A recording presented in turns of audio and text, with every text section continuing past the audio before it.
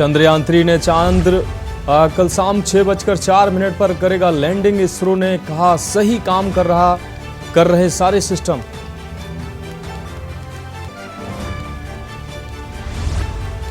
PM Modi दक्षिण Africa के दौरे पर ब्रिक्स में आयोजित समिट में की शिरकत। पीएम मोदी का समिट में हुआ भव्य स्वागत।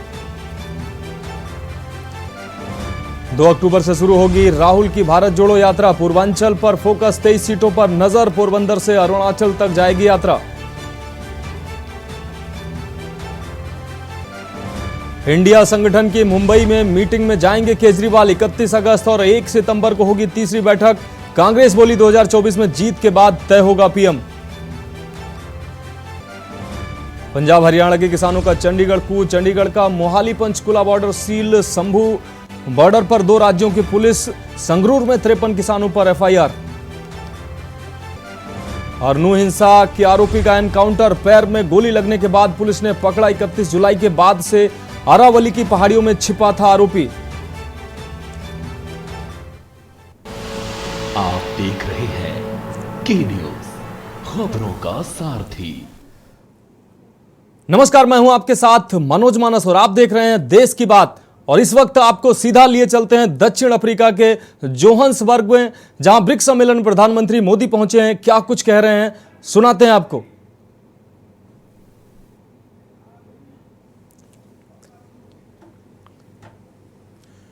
एक्सेलेंसीज, ब्रिक्स बिजनेस समुदाय के लीडर्स, आप सबको नमस्कार। मुझे खुशी है कि दक्षिण अफ्रीका की भूमि पर रखते ही हमारे कार्यक्रम की शुरुआत ब्रिक्स बिजनेस फोरम से हो रही है। सबसे पहले मैं राष्ट्रपति रामाफोसा को उनके निमंत्रण और इस बैठक के आयोजन के लिए बहुत बहुत धन्यवाद देता हूं। ब्रिक्स बिजनेस काउंसिल को 10वीं वर्षगांठ पर बहुत बहुत बधाई और शुभकामनाएं देता हूं। पिछले 10 वर्षों में ब्रिक्स बिजनेस काउंसिल ने हमारे आर्थिक सहयोग को बढ़ाने में बहुत महत्वपूर्ण भूमिका निभाई है। 2009 में जब ब्रिक्स की पहली समिट आयोजित की गई थी, तब विश्व एक बड़े आर्थिक संकट से बाहर आ रहा था। उस समय ब्रिक्स वैश्विक अर्थव्यवस्था के लिए एक आशा की किरण के रूप में उभरा था। वर्तमान समय में भी कोविड महामारी, तनावों और विवादों के बीच विश्व आर्थिक चुनौतियों से जूझ रहा है। ऐसे समय में ब्रिक्स देशों के एक बार फिर महत्वपूर्ण भूमिका है। फ्रेंड्स, वैश्विक अर्थव्यवस्था में उथल-पुथल के बावजूद भारत आज विश्व की फास्टेस्ट ग्रोइंग मेजर इकोनॉमी है। जल्द ही भारत $5 ट्रिलियन इकोनॉमी बन जाएगा। इस बात में कोई संदेह नहीं कि आने वाले वर्षों में भारत विश्व का ग्रोथ इंजन होगा। ये इसलिए है क्योंकि भारत ने आपदा और मुश्किलों के समय को आर्थिक सुधार के अवसर में परिवर्तित किया। पिछले कुछ वर्षों में हमने मिशन मोड में जो रिफॉर्म्स किए हैं, उनसे भारत में ईज ऑफ डूइंग बिजनेस में लगातार बढ़ोतरी हुई है। हमने कंप्लायंस बर्डन को कम किया है। रेड टेप को हटाकर रेड कारपेट बिछा रहे हैं। जीएसटी और इंसॉल्वेंसी एंड बैंक्रप्सी कोड के लागू होने से इन्वेस्टर कॉन्फिडेंस बढ़ा है। रक्षा और अंतरिक्ष जैसे क्षेत्र जिनको प्रतिबंधित माना जाता था, आज प्राइवेट सेक्टर के लिए खोल दिए गए हैं। हमने पब्लिक सर्विस डिलीवरी और गुड गवर्नेंस पर विशेष रूप से ध्यान केंद्रित किया है। टेक्नोलॉजी के इस्तेमाल से भारत ने फाइनेंशियल इंक्लूजन की और एक बड़ी छलांग लगाई है। इसका सबसे अधिक लाभ हमारी ग्रामीण महिलाओं को मिला है। आज एक क्लिक से भारत में करोड़ों लोगों को डायरेक्ट बेनिफिट ट्रांसफर किए जाते हैं। अब तक $360 बिलियन से भी अधिक ऐसे ट्रांसफर किए जा चुके हैं। इससे सर्विस डिलीवरी में पारदर्शिता बढ़ी है और भ्रष्टाचार और मिडलमैन कम हुए हैं। प्रति गीगाबाइट डाटा की कीमत में भारत सबसे किफायती देशों में है।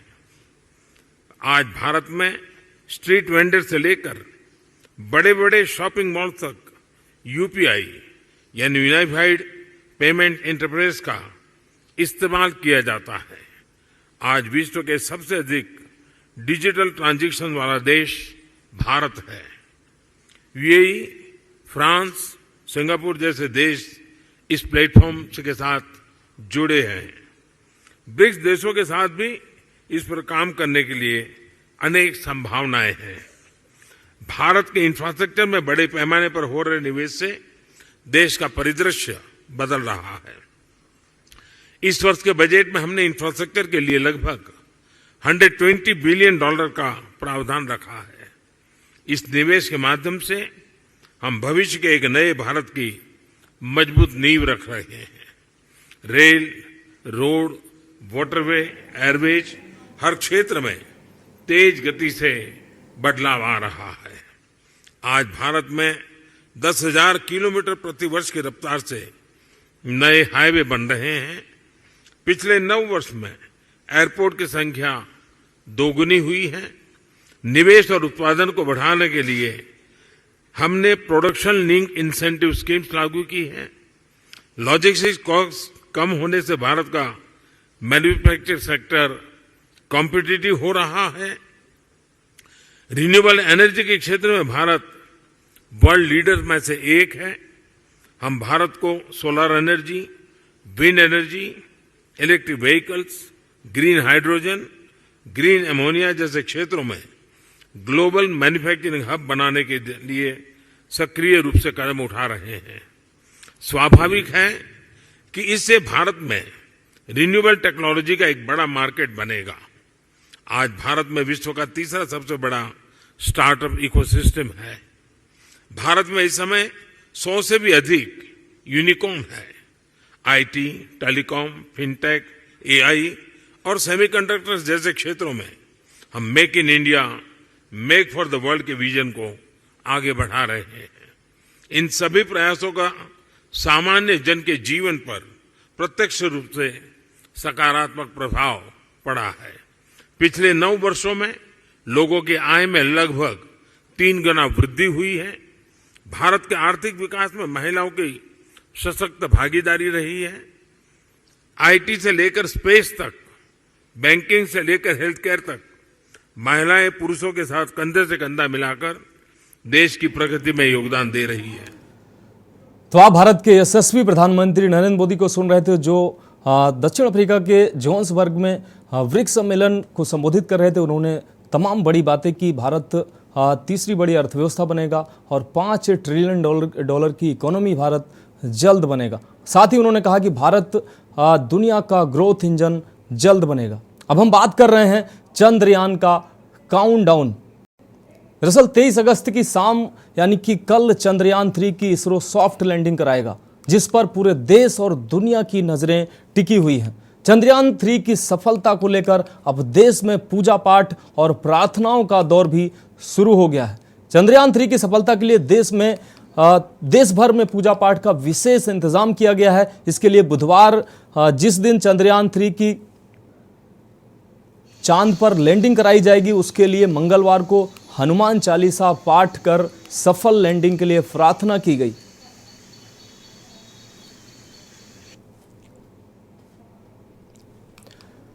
तो सफलता के लिए देश भर में अब प्रार्थनाओं का दौर शुरू हो गया है। 23 अगस्त वो तारीख नजदीक आ गई है जिसका पूरा देश इंतजार कर रहा था। खासकर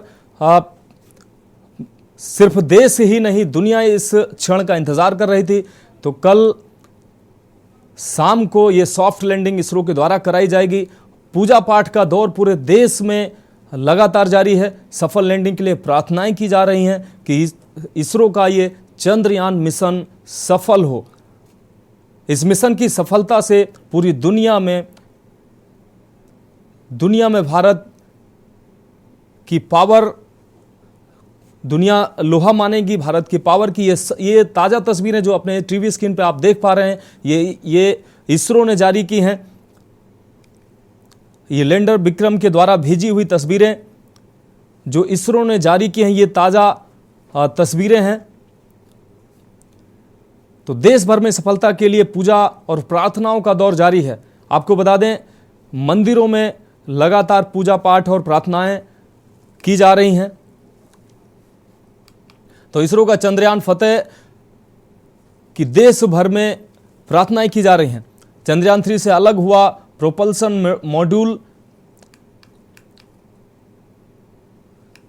चंद्रयान 3 से अलग हुआ प्रोपल्सन मॉड्यूल इसरो का चंद्र फतेह का ये अभियान, जिसको हम क्रमशः दिखा रहे हैं आपको। 6 दिन बाद चांद पर लैंड करेगा विक्रम। तो ये क्रम था, वो क्रम था जो हम आपको दिखा रहे थे। ये 6 दिन पहले की बात थी और अब वो तारीख, वो समय नजदीक आ गया है। कल यानी कि 23 अगस्त शाम को दुनिया के सामने भारत अपनी क्षमता का, अपनी सॉफ्ट पावर का, अपनी अंतरिक्ष पावर का लोहा मनवाएगा। अब बढ़ेंगे अगली खबर की ओर और बात करेंगे अन्य खबरों की। बात करेंगे अगली खबर की। दुष्कर्म पीड़िता बच्ची और उसके परिवार से मिलने पहुंची हैं दिल्ली महिला आयोग की अध्यक्ष। आपको बता दें, अस्पताल में रात भी बिताई है। अस्पताल में बिताई रात के बाद अपनी एक तस्वीर भी साझा की है, जिसमें वो अस्पताल के फर्श पर बैठी हुई दिख रही हैं। स्वाति मालीवाल ने अब मंगलवार सुबह अस्पताल से अपनी एक तस्वीर साझा की है, जिसमें वह फर्श पर बैठी हुई दिख रही हैं। सोशल मीडिया नेटवर्क साइट पर तस्वीरें साझा करते हुए स्वाति मालीवाल ने लिखा कि कल दोपहर 12 बजे से मैं पीड़िता या उसके परिवार से मिलने के लिए अस्पताल के बाहर बैठी हूँ। रात को अस्पताल के बाहर ही सोई हूँ। एनसीपीसीआर को लड़की की मां से मिलवा सकते हैं तो मुझे क्यों रोकने के लिए बोला गया है। अस्पताल प्रशासन मामले में कुछ भी बताने को तैयार नहीं है।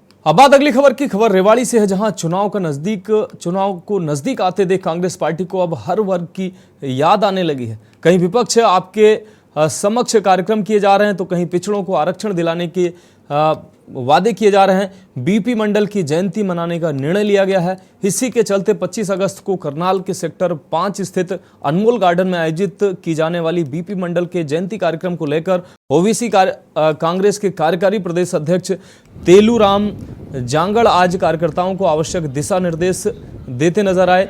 आपको बता दें, दिशा निर्देश देने रेवाड़ी के पीडब्ल्यूडी रेस्ट हाउस पहुंचे, जहां उन्होंने कार्यकर्ताओं से मीटिंग के बाद पत्रकारों से भी बातचीत की। इस बातचीत में कार्यकारी प्रदेश अध्यक्ष तेलूराम जांगड़ ने कहा कि मौजूदा सरकार को बने हुए 9 साल से अधिक समय बीत चुका है, लेकिन मंडल कमीशन की रिपोर्ट आज भी आधी अधूरी पड़ी हुई है। इस रिपोर्ट के लागू हुए बिना आने वाली पीढ़ियों का भविष्य अंधकार में है, क्योंकि पिछड़ा वर्ग के बच्चों को अभी तक पूरी तरह नौकरी और रोजगार नहीं मिल पा रहा है।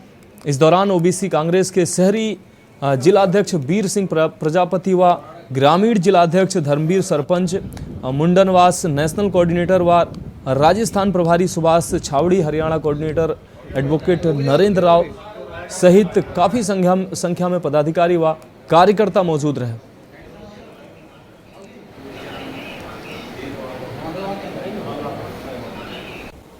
वीपी मंडल जी हैं जिन्होंने हमें आरक्षण दिया। हम उनकी जयंती 25 तारीख को पूरे प्रदेश में आदरणीय कैप्टन अजय यादव जी जो हमारे राष्ट्रीय अध्यक्ष हैं, उनके निर्देशानुसार पूरे देश में मनाई जाएगी। और हरियाणा में जो वीपी मंडल जी की जयंती मनाई जाएगी वो करनाल में अनमोल गार्डन सेक्टर 5 में मनाई जाएगी। आप लोगों के माध्यम से हम अपने जो यहाँ रेवाड़ी का आसपास का इलाका है उन सबको एक संदेश देने के लिए आपके बीच में आए हैं कि वहाँ ज़्यादा से ज़्यादा संख्या में पहुँचें, क्योंकि वीपी मंडल जी जो हमारे बहुत ही सम्मानित, जैसे हम भीमराव अंबेडकर जी को संविधान लिखने के लिए पूछते हैं, उसी प्रकार हम वीपी मंडल जी को हमारा जो आरक्षण देने में सबसे बड़ा योगदान जब मंडल कमीशन की रिपोर्ट लागू हुई। अगली खबर कुरुक्षेत्र से, जहां आशा वर्कर्स यूनियन हरियाणा के बैनर तले आशा वर्करों की हड़ताल पिछले कई दिनों से लगातार जारी है। वहीं आज आशा वर्कर्स यूनियन के बैनर तले आशा वर्करों ने बिरला मंदिर कुरुक्षेत्र से लेकर एलएनजेपी हॉस्पिटल कुरुक्षेत्र तक प्रदर्शन किया। आपको बता दें, आशा वर्कर्स यूनियन के पदाधिकारियों ने पत्रकारों से बातचीत करते हुए कहा कि वह पिछले कई दिनों से लगातार अपनी विभिन्न मांगों को लेकर हड़ताल कर रही हैं, लेकिन सरकार उनकी मांगें नहीं मान रही है। उन्होंने कहा कि वह हर शनिवार को स्थानीय विधायक को ज्ञापन भी सौंप रही हैं ताकि सरकार तक उनकी बात पहुँच सके और उनकी मांगें मानी जा सके। उन्होंने कहा कि वह स्वास्थ्य मंत्री से मिलना चाहते हैं ताकि वह अपनी बात रख सकें और दोबारा काम पर वापस लौट सकें। उन्होंने कहा कि वह 28 अगस्त को विधानसभा का घेराव करेंगी और 29 अगस्त तक ये हड़ताल आगे बढ़ाई जाएगी।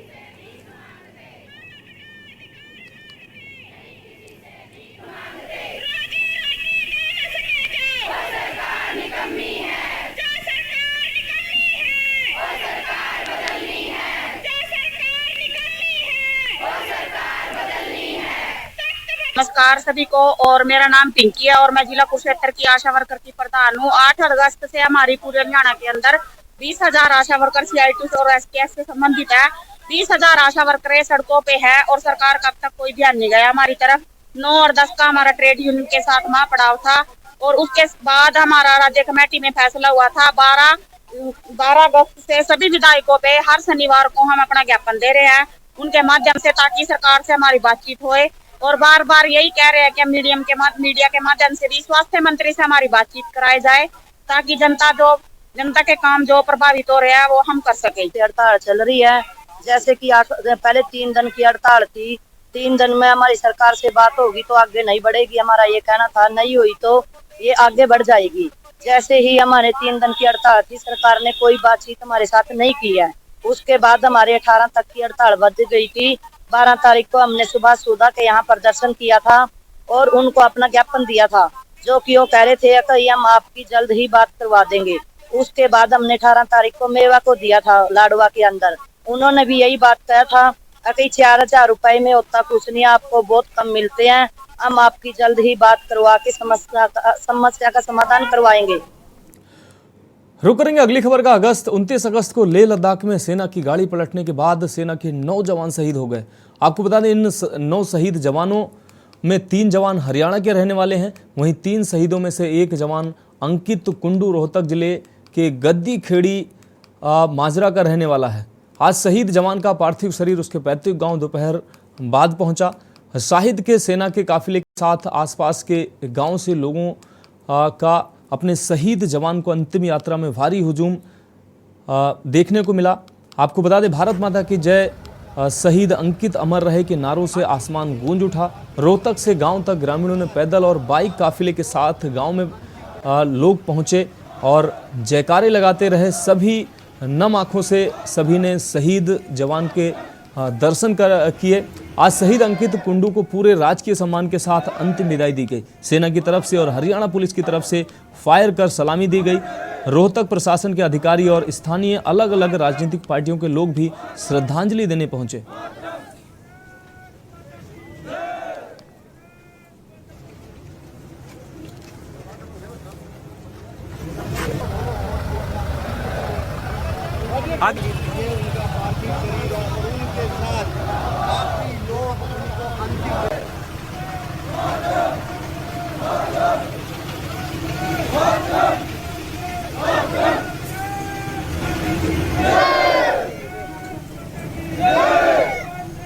पहले तो मैं भगवान से प्रार्थना करता हूँ कि जो मेरा साथी शहीद हुआ है DMT कुंडू, अंकित कुंडू, भगवान इनकी आत्मा को शांति दे और इनके परिवार को इतना बड़ा दुख सहन करने की क्षमता दे।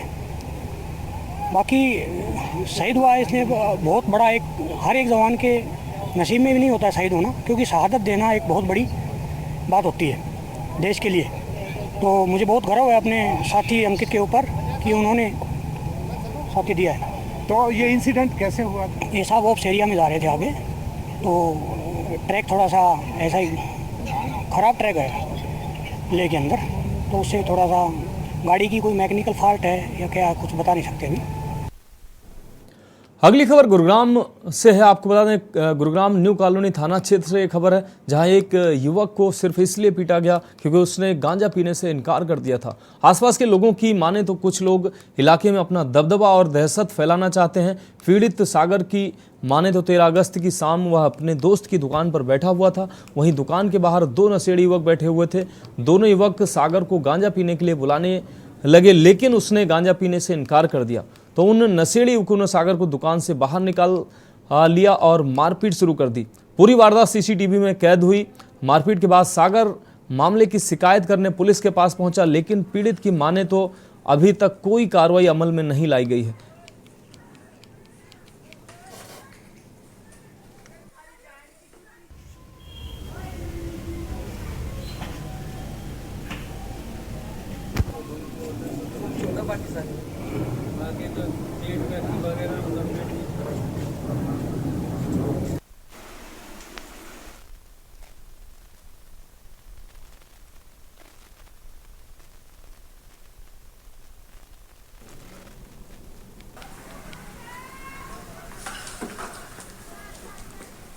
सर यहाँ पे क्या है कि 4-5 बच्चे ऐसे बच्चे हैं जो यहाँ खड़े हो जाते हैं रात को आके, शाम के टाइम अपने मंडली सी बना लेते हैं।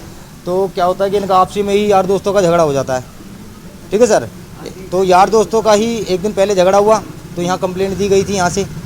तो उसके बाद 2 से तीसरे दिन ही फिर दोबारा यहाँ झगड़ा हुआ। उन बड़कों ने दूसरे बंदे को मारा, वही बंदे थे जो 3 बंदे पहले थे लड़ रहे थे, और उन्हीं 3 बंदों ने दोबारा 2 हमारे दोस्त ये गली में ही बालक जो रहते हैं उनको मारा। तो हमने क्या करा, मोहल्ले वालों ने मिलकर कंप्लेंट कर दी उसकी।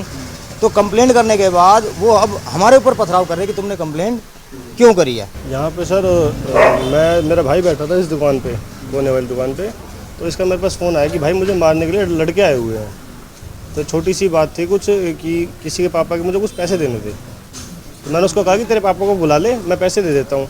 तो इतने में उसके साथ 2-3 लड़के थे साथ में, तो वो आए, सीधा अटैक कर दिया हमारे ऊपर। अटैक करने के बाद बीच बचाव में हमने उसको 1-2 थप्पड़ वगैरह मारे। फिर उसको उसके जो गुंडे वगैरह थे, यार दोस्त थे जो भी उसके, वो सारे उसको बचा के ले गए यहाँ से। अगली खबर कुरुक्षेत्र से, जहां आशा वर्करों का लघु सचिवालय के समक्ष हड़ताल पिछले कई दिनों से लगातार जारी है। आशा वर्कर्स यूनियन बैनर तले बिरला मंदिर कुरुक्षेत्र से लेकर एलएनजेपी हॉस्पिटल तक प्रदर्शन किया गया। आशा वर्कर्स यूनियन के पदाधिकारियों ने पत्रकारों से बातचीत में बताया कि वह पिछले कई दिनों से लगातार अपनी विभिन्न मांगों को लेकर हड़ताल पर रही हैं, लेकिन सरकार उनकी मांगें नहीं मान रही है। उन्होंने कहा कि हर शनिवार को स्थानीय विधायक को भी ज्ञापन सौंप रही है ताकि सरकार तक उनकी बात पहुंच सके, लेकिन उन्होंने कहा कि वह स्वास्थ्य मंत्री से भी मिलना चाहती हैं, जिससे वह अपनी बात रख सकें और दोबारा काम पर वापस लौट सकें।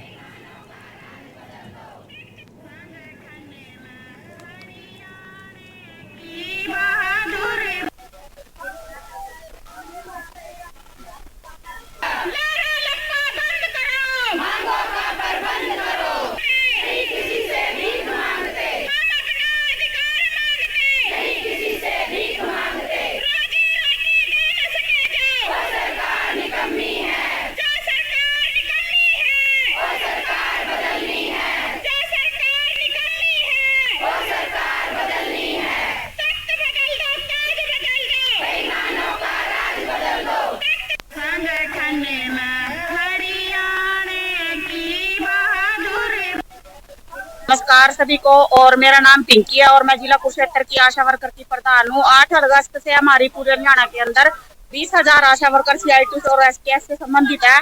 20,000 आशा वर्कर सड़कों पे है और सरकार का अब तक कोई ध्यान नहीं गया हमारी तरफ। 9 और 10 का हमारा ट्रेड यूनियन के साथ महापड़ाव था और उसके बाद हमारा राज्य कमेटी में फैसला हुआ था 12 अगस्त से सभी विधायकों पे हर शनिवार को हम अपना ज्ञापन दे रहे हैं उनके माध्यम से, ताकि सरकार से हमारी बातचीत होए। और बार बार यही कह रहे हैं कि मीडिया के माध्यम से भी स्वास्थ्य मंत्री से हमारी बातचीत कराई जाए, ताकि जनता के काम जो प्रभावित हो रहे हैं वो हम कर सके। हड़ताल चल रही है, जैसे कि पहले 3 दिन की हड़ताल थी। 3 दिन में हमारी सरकार से बात होगी तो आगे नहीं बढ़ेगी, हमारा ये कहना था। नहीं हुई तो ये आगे बढ़ जाएगी। जैसे ही हमारे 3 दिन की हड़ताल थी, सरकार ने कोई बातचीत हमारे साथ नहीं की है। उसके बाद हमारे 18 तक की हड़ताल बढ़ गई थी। 12 तारीख को हमने सुबह सुधा के यहाँ प्रदर्शन किया था और उनको अपना ज्ञापन दिया था, जो कि वो कह रहे थे कि हम आपकी जल्द ही बात करवा देंगे। उसके बाद हमने 18 तारीख को मेवा को दिया था लाडवा के अंदर। उन्होंने भी यही बात कहा था कि 4000 रुपए में होता कुछ नहीं, आपको बहुत कम मिलते हैं, हम आपकी जल्द ही बात करवा के समस्या का समाधान करवाएंगे। तो देश की बात की खबरों में वक्त एक ब्रेक का है, जल्द हाजिर होंगे। आप देख रहे हैं के न्यूज, खबरों का सारथी। ब्रेक के बाद एक बार फिर से देश की बात में आपका स्वागत है। बढ़ेंगे अगली खबर की ओर। ये तस्वीरें हरियाणा के जिला रेवाड़ी के अलग अलग स्थानों की, जहां बिचरते आक्रामक और बेसहारा पशुओं ने न केवल पिछले 1 वर्ष में आधा दर्जन से अधिक लोगों पर हमला किया है और उन्हें परलोक भेज दिया है, बल्कि 1 दर्जन से अधिक लोगों को अपने प्रहार से जीवन भर के लिए दिव्यांग भी बना डाला। और अधिकांश हादसे आसपास लगे CCTV कैमरों में भी कैद हो गए।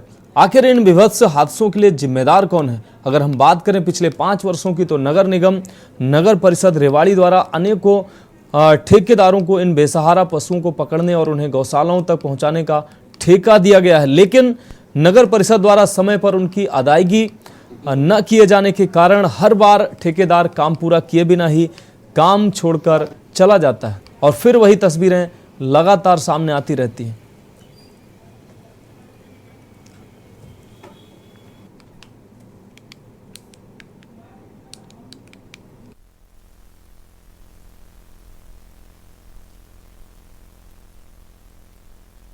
सरकार को भी इनकी ग्रांट देनी चाहिए, नगर परिषद भी इसमें है और नगर परिषद की पेमेंट सरकार टाइम पर नहीं देती, वो ठेके छोड़ कर चले जाते हैं। आए दिन हादसा होता रहता है। रेवाड़ी में ऐसी कोई गली चौराहा नहीं जहां आवारा बेसहारा पशु न हो। मेरी सरकार से मांग है इनकी उचित व्यवस्था की जाए बेसहारा की। श्रीमान जी देखिए, मैं गांव गिंदोकर से रिलेटेड हूँ, शहर में आना जाना रहता है और हर जगह देखा जाता है कि आवारा पशु जगह जगह पर झुंडों में घूमते हैं और इनको झुंडों से इनके शहर से जब आवारा पशु मुक्त होता है तो उसका परिणाम हमें गांव वालों को भी देखना पड़ता है कि ठेकेदार यहाँ से पकड़कर पशुओं को गांव में छोड़कर आ जाते हैं और फिर वो गांव में फसलों को भी खराब करते हैं और दूसरे जो है ना हादसे गांव में होने लगते हैं। बात अगली अहम खबर की। रक्षाबंधन भाई बहनों का एक पवित्र त्योहार है जिसका बहनें हर साल बेसब्री से इंतजार करती हैं।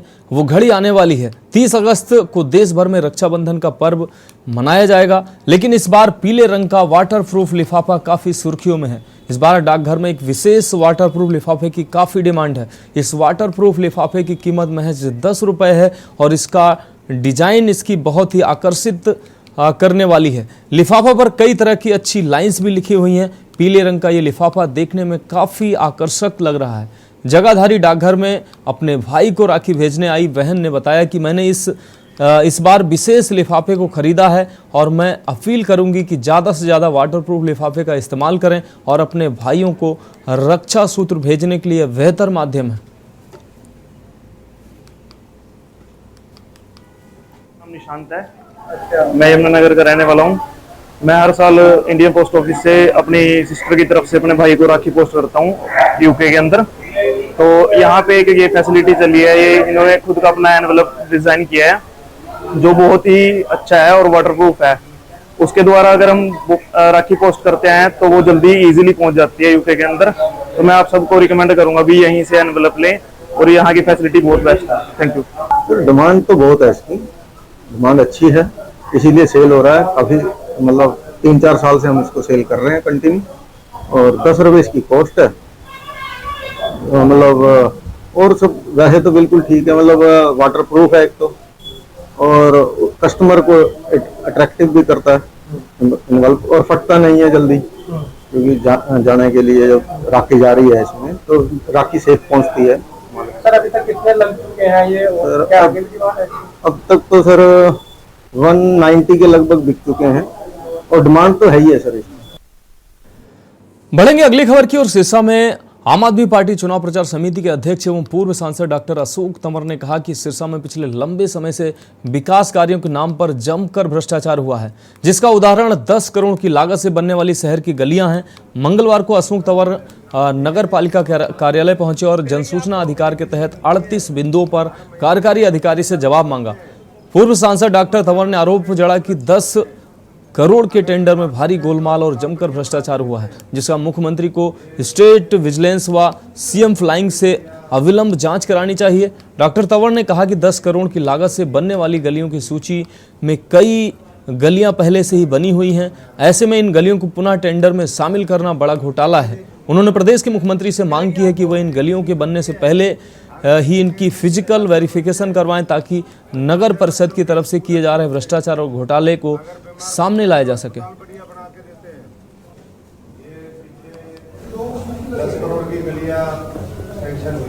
आज सिरसा नगर परिषद में आए हैं और लंबे समय से हमारे साथियों की एक बात थी कि सिरसा के अंदर भ्रष्टाचार ही भ्रष्टाचार है, चाहे वो सड़कें बनाने का मामला हो, चाहे पीली पट्टी लगाने का मामला हो, या और गली नालियों की बात करें।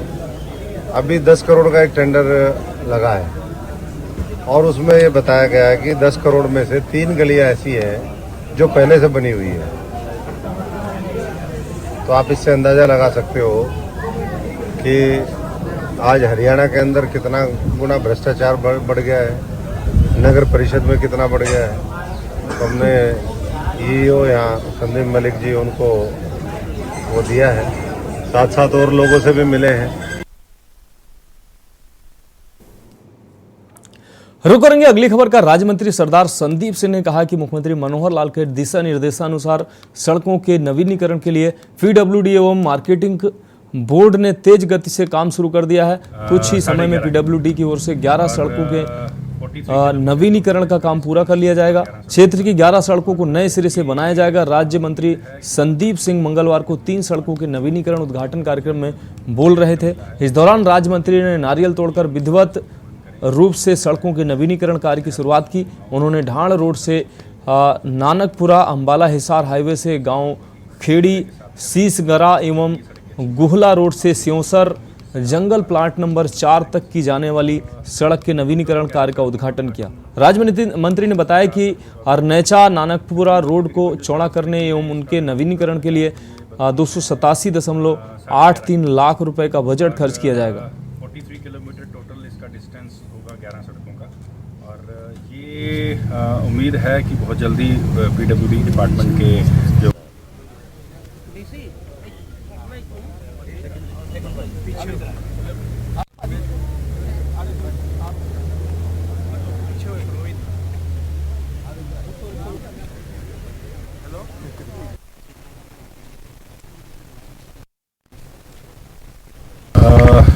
टोटल 11 सड़कों का उद्घाटन होना है, जिसमें से 4 सड़कों का उद्घाटन हो चुका है। तकरीबन जो 4 सड़कें हैं, इसका अगर हम पूरा लगाएं तो ये बनती हैं 11.5 किलोमीटर, और 43 किलोमीटर टोटल इसका डिस्टेंस होगा 11 सड़कों का।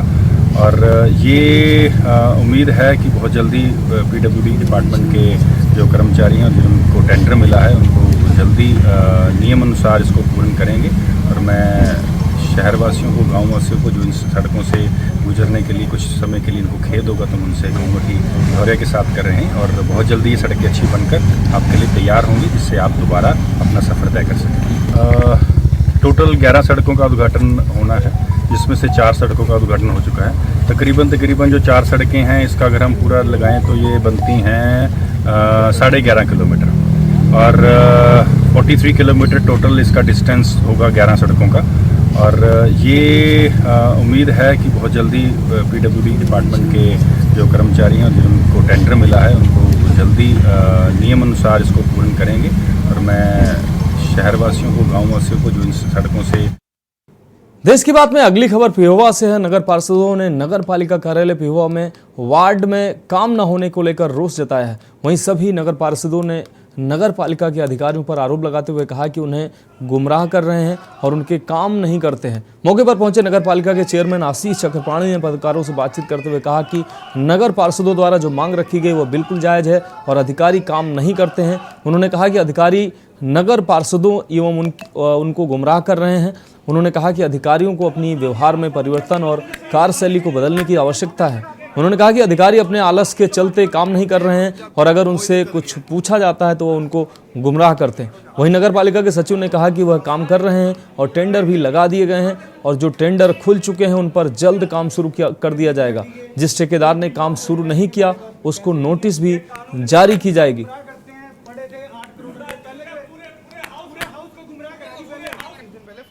खरीदी थी 4 फॉगिंग मशीनों के लिए लगभग 2 लाख रुपए की कॉस्टिंग आई है उसकी। तो उसके लिए इन्होंने निविदाएं आमंत्रित करनी थी, जिसको कोटेशन बोल देते हैं, या फिर वो टेंडर लगना था। लेकिन ना तो इन्होंने निविदाएं आमंत्रित करी और ना ही कोई टेंडर लगाया। उसका डिपार्टमेंटली पेमेंट कर दी गई 2,17,000 रुपए की, जो हमारे हिसाब से उस मॉडल की कीमत बहुत ज़्यादा है। इसमें कहीं ना कहीं धांधली है, जिसमें सेक्रेटरी साहब और अकाउंटेंट साहब दोनों मिले हुए हैं। इन्होंने सरकारी पैसे का दुरुपयोग किया है। बिल भी इतने दिन में हो गए हमारे बिल। और ये 12 तारीख को कोटेशन मंगवाई थी, 17 तारीख को उनकी पेमेंट होगी। जबकि हमारे हिस्सों के थ्रू अगर कोई काम हो रहा है या हम कोई सरकारी हित में या शहर के हित में काम करवा रहे हैं तो हमारे बिल 2-2 महीने 3-3 महीने तक पेंडिंग रहते हैं। हमारे लिए कानून लगाए जाते हैं। एमसी द्वारा जो प्रदर्शन किया गया है ये निश्चित रूप से जो है कुछ है व्यवस्था है ऑफिसर्स के लेवल पे, जिसके विरोध स्वरूप जो है हमारे एमसीओ ने अपनी जो है रोष प्रकट किया है। तो इसको सुधारने की अत्यंत आवश्यकता है और जो इन्होंने मुद्दे उठाए हैं वो बड़े सार्थक मुद्दे हैं, बिल्कुल ठीक मुद्दे इन्होंने उठाए हैं। तो अफसरों को अपने व्यवहार में परिवर्तन लाने की और कार्यशैली को बदलने की आवश्यकता है। तो ये जो अफसर हैं ये मंत्री से ऊपर हो गए हैं जो काम नहीं कर रहे हैं। देखिए, ये मंत्री से ऊपर है क्या है इस विषय में तो मैं कोई टिप्पणी नहीं करूंगा। मैं सिर्फ इतना कहता हूं कि अफसरों को अपनी कार्यशैली बदलने की आवश्यकता है। उनको अपनी कार्यशैली में सुधार करना चाहिए ताकि ये इस प्रकार की अव्यवस्था जो है, जो कि शहर में अफसरों की कार्यशैली की वजह से उत्पन्न हो रही है, ये ना हो और ऐसी परिस्थिति जो है उसमें ना हो। टेंडर लगाने वास्ते परिश्रम बनता है वो देश दे दी गई, शीघ्र ही सभी कामों के टेंडर लगा। तो बताया जा रहा टेंडर तो खुल भी चुके लेकिन काम नहीं शुरू हो रहा, क्या है? जो काम शुरू नहीं हो रहे हैं ठेकेदारों को नोटिस दिए जा रहे हैं। तो बताया जाए पेमेंटें बहुत टाइम से इनकी रुकी हुई है, ऐसा क्या है जो पेमेंटें नहीं पास हो रही इनकी? हमारे पास कोई पेमेंट नहीं है। बरसात के दिनों में जो बिल आए थे जेसीबी वगैरह के अन्य थे उनको हाउस की मीटिंग में रखा गया है, जैसे अनुमति प्रदान होगी पेमेंट कर दी जाएगी। बढ़ेंगे अगली खबर की ओर। कोसली हल्के से कांग्रेसी नेता अनिल पल्हावास ने कहा कि चौधरी दीपेंद्र सिंह हुड्डा की जीत की उनकी टिकट एवं जीत है, टिकट ही उनकी जीत है। आज अनिल पहलावास कोसली क्षेत्र के गांव सुमा कत्तोपरी में शहीद नवीन यादव की 15वीं पुण्यतिथि पर उनको श्रद्धांजलि अर्पित करने पहुंचे थे। अनिल पल्हावास ने कहा कि वर्तमान भाजपा सरकार को जनता के दुख दर्द की कोई चिंता नहीं है। देश व प्रदेश के मुखिया को घर गृहस्थी का कोई ज्ञान नहीं होने से न महंगाई की चिंता है और न ही युवाओं के रोजगार की। प्रदेश में हर वर्ग दुखी और परेशान है। उन्होंने कहा कि प्रदेश में कांग्रेस की सरकार बनते ही जनता के दुखों को दूर किया जाएगा। चुनाव लड़ने पर उन्होंने कहा कि उनकी प्राथमिकता चौधरी दीपेंद्र हुड्डा को चुनाव जिताने की है। उनकी जीत ही मेरी जीत है। पूर्व मंत्री जगदीश यादव पर उन्होंने कहा कि जगदीश यादव ने क्षेत्र की जनता को बांटने का काम किया है।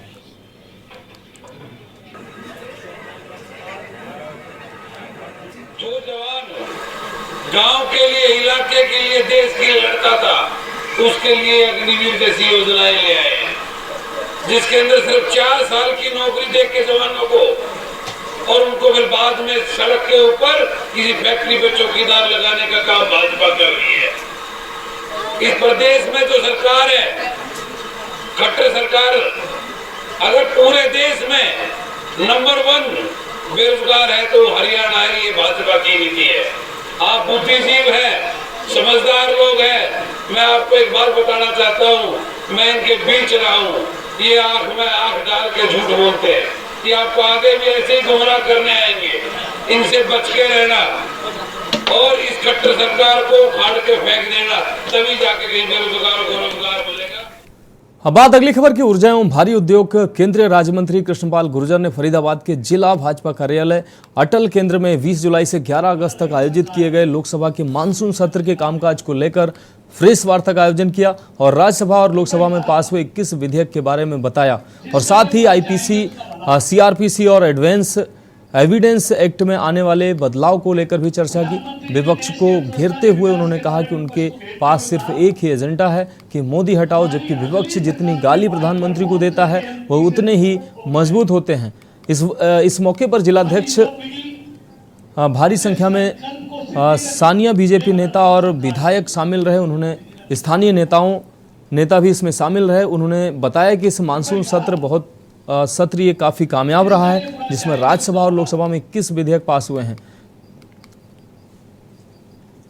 प्रधानमंत्री जी ने देश की अर्थव्यवस्था के विकास के बारे में विपक्ष को घेर। आज की प्रेस वार्ता का जो मुख्य उद्देश्य है, 20 जुलाई से लेकर 11 अगस्त तक जो लोकसभा का मानसून सत्र संपन्न हुआ, उस मानसून सत्र में जो कामकाज हुआ है उसको आपके सामने रखना था और आपके माध्यम से लोगों को तक वो चीजें जाएं।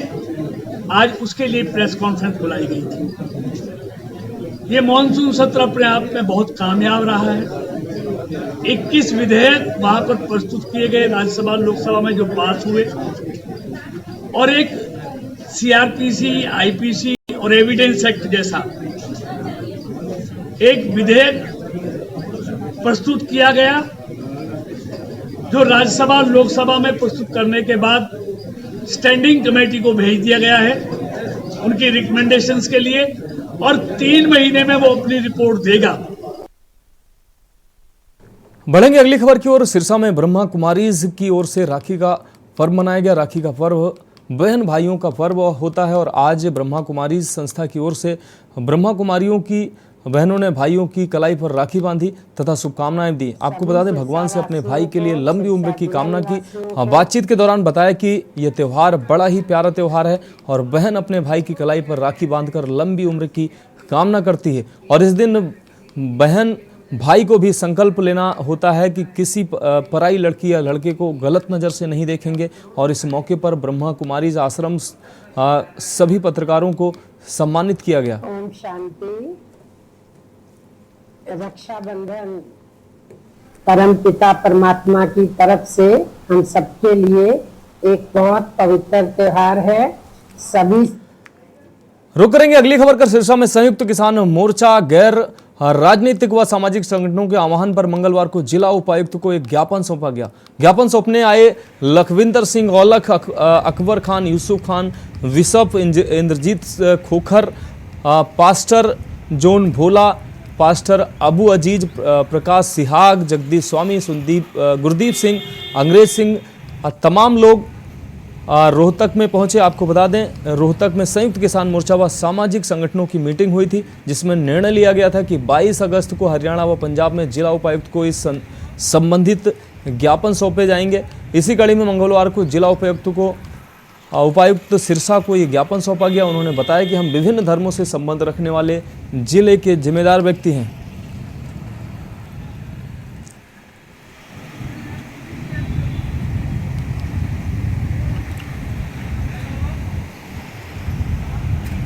आज हमारा सिविल हॉस्पिटल में आने का कारण है, जो यहाँ पे एक अल्ट्रासाउंड की जितने मरीज होते हैं अल्ट्रासाउंड के, वो मरीज उनको 7 दिन का यहाँ पे समय दिया जाता है अल्ट्रासाउंड कराने के लिए, जो वो तैलान अल्ट्रासाउंड पे करा के आते हैं। 7 दिन का समय बहुत ज़्यादा होता है। किसी को कोई गंभीर बीमारी हो तो हमने सीएमओ साहब से दरख्वास्त करी है कि जो अल्ट्रासाउंड की मशीन की व्यवस्था वो यहाँ पे करी जाए, सरकार से आग्रह किया है। और दूसरा हमारा एक जो यमुनानगर जिले में आज हर वार्ड में कम से कम भी 100 लोग निकल रहे हैं जो डेंगू के मरीज हैं, तो उनके लिए हमने आज सीएमओ साहब से आग्रह किया है कि हर वार्ड में हफ्ते में 2 से 3 दिन आप फॉगिंग कराइए और वहाँ पे एक अवेयरनेस प्रोग्राम भी चलाइए हर वार्ड में जिले के। तो उसके नाम का आज हमने ज्ञापन दी।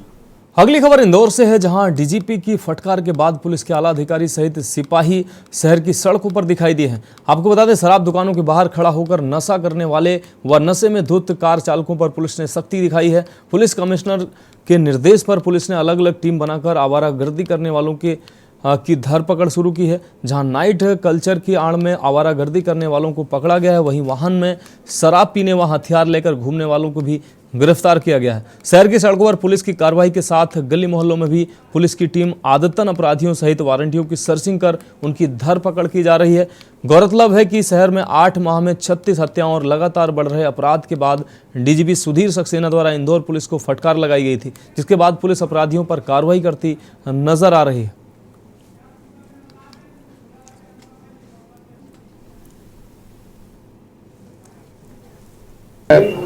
नशे में गाड़ी चलाने वाले और नशे की हालत में धुत घूमने वाले व्यक्तियों के खिलाफ वैधानिक कार्रवाई करने के निर्देश दिए गए हैं। इसलिए आज यहाँ फोर्स फॉल इन हुआ है और आज ये रात भर यही कार्रवाइयाँ करेगा। लगभग कितने का फोर्स होगा? लगभग 500 व्यक्तियों का फोर्स है। सिर्फ ड्रिंक एंड ड्राइव पर कार्रवाई होगी या? ड्रिंक एंड ड्राइव, हथियार लेकर के चलने वाले और नशे की हालत में धुत बाहर घूमने वालों पर कार्रवाई होगी। अब बात अगली खबर की। मध्य प्रदेश की राजधानी भोपाल के कलियासोत डैम में अवैध कब्जे को लेकर एनजीटी का बड़ा फैसला सामने आया है। कलियासोत के किनारे 33 मीटर नो कंस्ट्रक्शन जोन होगा। वहीं 31 दिसंबर तक सैकड़ों कब्जे हटाने होंगे और राजधानी भोपाल की एकमात्र नदी कलियासोत के अतिक्रमण पर बुलडोजर चलेगा। एनजीटी ने दिसंबर तक सरकार को 33 मीटर के दायरे में आने वाले अतिक्रमण को हटाने के आदेश दिए हैं। एनजीटी के फैसले के बाद कलियासोत के किनारे रहने वाले लोगों और बुलडोजरों, माफ कीजिएगा, बिल्डरों की मुश्किलें बढ़ गई हैं। क्या है पूरा मामला, देखिए रिपोर्ट।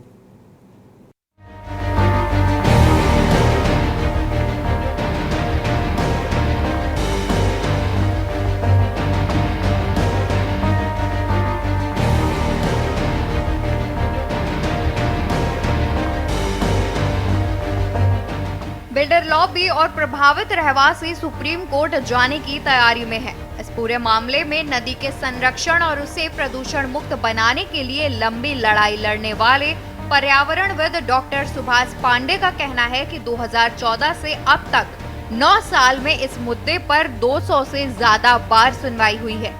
भोपाल शहरी हिस्से से नदी कुल 36 किलोमीटर होकर भोजपुर में बेतवा नदी में मिल जाती है। शुरुआती 9 किलोमीटर यानी सर्वधर्म कॉलोनी से सलैया के बीच करीब 3000 बड़े कंस्ट्रक्शन नदी के किनारे बने हैं।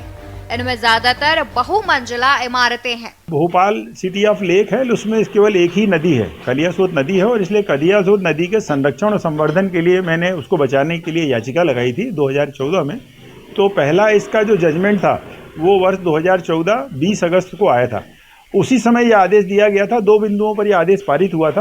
पहला बिंदु ये था कि नदी की पैमाइश की जाए कि नदी की चौड़ाई कितनी है, और नदी की चौड़ाई के बाद उसके दोनों तरफ 33 मीटर का क्षेत्र यानी करीब 100 फीट का क्षेत्र ग्रीन बेल्ट के लिए आरक्षित किया जाए।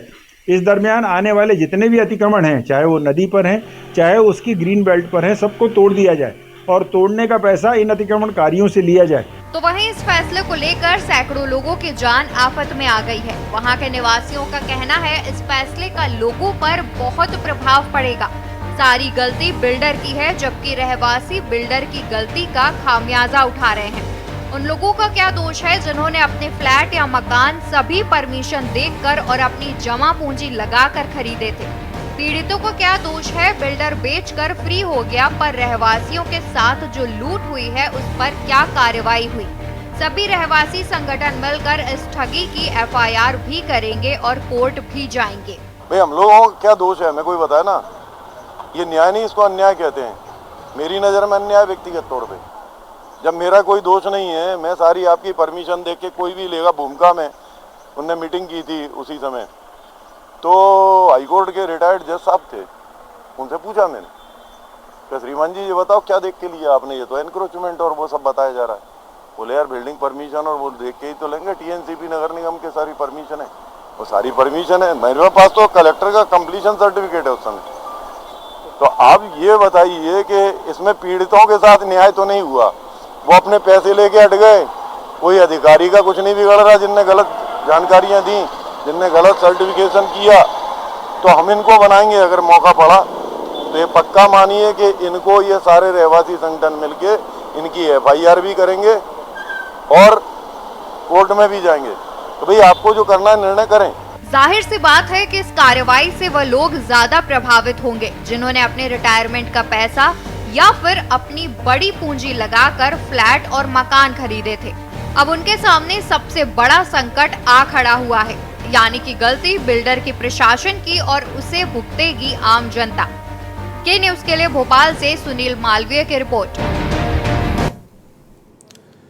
रुक करेंगे अगली खबर का। यूसुफ पटेल ने Singapore township green view colony के निर्माणाधीन मकान में काम करने वाले मजदूर की बेटी के साथ दुष्कर्म की घटना को अंजाम दिया था, जिसके बाद लगातार रहवासी आरोपी यूसुफ पटेल पर सख्त कार्रवाई की मांग को लेकर जिला प्रशासन व पुलिस प्रशासन से गुहार लगा रहे थे। जहां इसी कड़ी में आरोपी यूसुफ पटेल के मकान को नगर निगम ने जमींदोज कर दिया है। साथ ही अन्य 2 आरोपियों के मकान को भी जमींदोज कर दिया गया, जिसमें कुख्यात अपराधी सद्दाम और शोएब के मकान पर भी निगम का बुलडोजर चला है।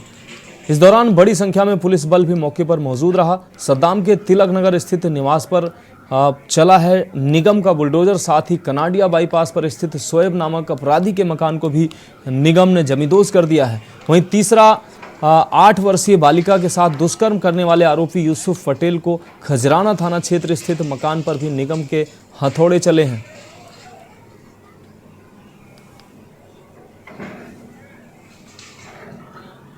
गुंडा अभियान के तहत कार्रवाई की गई थी और एक खजराना थाना के अंतर्गत है और एक कार्रवाई हमारे तिलक नगर थाना के अंतर्गत। तो तिलक नगर में कितनों पे कार्रवाई हुई है? एक मकान वहाँ का तोड़ा है और एक खजराना थाना में जल्ला कॉलोनी का। क्या नाम है सर दोनों गुंडों के सर? सादिक का है और एक शादी हुई थी। आज सर 2 ही कार्रवाई की, 2 क्या तरीके कार्रवाई? अभी 2 ही कार्रवाई है, सदस्य प्रक्रिया में आए, जैसे भी निर्देश मिलते रहेंगे कार्रवाई। तिलक नगर में कितना तोड़ा सर? एक मकान तोड़ा। क्या नाम है गुंडे का? सादिक, सद्दाम नाम था। सद्दाम। अच्छा। सद्दाम। और यहाँ सर ये कौन है? यूसुफ।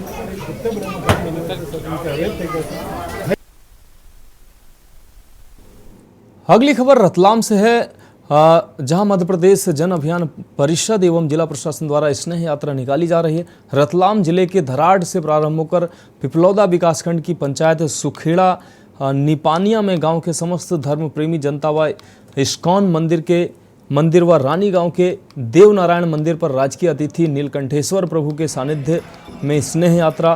प्रमुख नीलकंठेश्वर प्रभु धर्म को सर्वश्रेष्ठ बताते हुए कहा कि एकता एवं संगठन के साथ रहते हुए सबका साथ, सबका विकास और सबका विश्वास निहित रहने का संदेश दिया। साथ ही स्नेह यात्रा के उद्देश्य को उपस्थित जन समुदाय को बताया। साथ ही एक संगत एक पंगत वाली बातों को विस्तार से समझाया और स्वामी जी ने सभी को हरे कृष्णा हरे राम के भजनों पर नृत्य भी करवाया।